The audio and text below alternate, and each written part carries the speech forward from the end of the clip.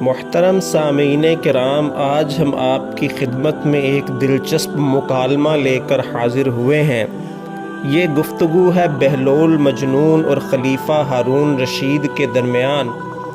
ہارون رشید ایک نیک خلیفہ گزرے ہیں اور بہلول مجنون ایک درویش صفت انسان تھے جن کے قصے کتب میں کثیر تعداد میں ملتے ہیں۔ آپ کا وقت ضائع کیے بغیر ہم قصے کی طرف چلتے ہیں۔ ایک مرتبہ ہارون رشید حج پر جا رہے تھے۔ کوفہ کے مقام پر چند روز قیام کیا۔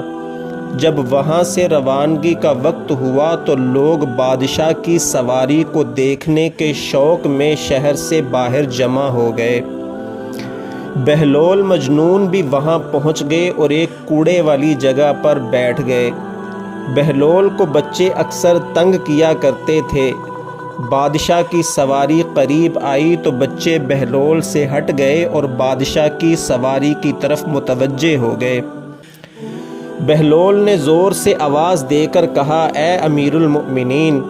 ہارون رشید نے سواری کا پردہ اٹھا کر کہا، لبیک یا بہلول! بہلول میں حاضر ہوں، کہو کیا کہتے ہو؟ بہلول کہنے لگے، مجھ سے ایمن نے یہ حدیث بیان کی کہ حضرت قدامہ رضی اللہ عنہ یہ کہتے ہیں کہ جب حضور اقدس صلی اللہ علیہ وسلم حج کو تشریف لے جا رہے تھے تو میں نے منی میں آپ کو ایک اونٹ پر سوار دیکھا جس پر معمولی کجاوا تھا۔ نہ لوگوں کو سامنے سے ہٹانے کی ضرورت تھی، نہ ہٹو بچو کا شور تھا۔ امیر المؤمنین، آپ کا بھی اس سفر میں عاجزی سے چلنا تکبر سے چلنے سے بہتر ہے۔ ہارون رشید یہ سن کر رونے لگے، پھر کہا، بہلول کچھ اور نصیحت کرو، اللہ تعالیٰ تم پر رحم کرے۔ بہلول نے یہ سن کر دو شعر پڑھے جن کا ترجمہ یہ ہے کہ مان لو اگر تو ساری دنیا کا بادشاہ بن گیا اور ساری دنیا تمہاری تابعدار ہو گئی تو پھر کیا ہوگا؟ کل کو تو تمہارا ٹھکانہ قبر کا گھڑا ہے، ایک ادھر سے مٹی ڈال رہا ہوگا، ایک ادھر سے مٹی ڈال رہا ہوگا۔ یہ سن کر ہارون رشید پھر رو پڑے اور کہنے لگے، بہلول تم نے بہت اچھی بات کہی، کچھ اور کہو۔ بہلول نے کہا، اے امیر المؤمنین، جس شخص کو اللہ تعالی مال اور جمال عطا کرے اور وہ اپنے مال کو اللہ کے راستے میں خرچ کرے اور اپنے جمال کو گناہوں سے محفوظ رکھے، وہ اللہ تعالیٰ کے ہاں نیک لوگوں میں لکھا جاتا ہے۔ ہارون رشید نے کہا، تم نے بہت اچھی باتیں کی ہیں، تمہیں اس کا انعام ملنا چاہیے۔ بہلول نے کہا، انعام کا روپیہ ان لوگوں کو واپس کر جن سے ٹیکس وغیرہ کے طور پر لے رکھا ہے، مجھے تیرے انعام کی ضرورت نہیں۔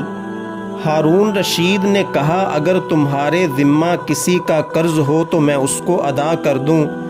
بہلول نے کہا، اے امیر المؤمنین، قرض سے قرض ادا نہیں کیا جاتا، یعنی یہ روپیہ جو تیرے پاس ہے یہ خود دوسروں کا حق ہے جو تیرے ذمہ ان کا قرض ہے۔ حق والوں کو حق واپس کرو، پہلے اپنا قرضہ ادا کرو پھر دوسروں کے قرضہ کا پوچھنا۔ ہارون رشید نے کہا، تمہارے لیے کوئی وظیفہ مقرر کر دوں جس سے تمہارے کھانے کا انتظام ہو جائے؟ بہلول نے کہا کہ میں اور تم دونوں اللہ تعالیٰ کے بندے ہیں، یہ ناممکن ہے کہ وہ تمہاری روزی کا تو فکر رکھے اور میری روزی کی فکر نہ فرمائے۔ اس کے بعد ہارون رشید نے سواری کا پردہ گرایا اور آگے چل دیے۔ اگر آپ کو ہماری یہ ویڈیو پسند آئے تو اسے لائک کیجئے اور چینل کو سبسکرائب کر دیں تاکہ آپ کو بر وقت ہماری ویڈیو مل سکے، اور اپنی رائے کا اظہار کمنٹ میں ضرور کیجئے۔ جزاک اللہ۔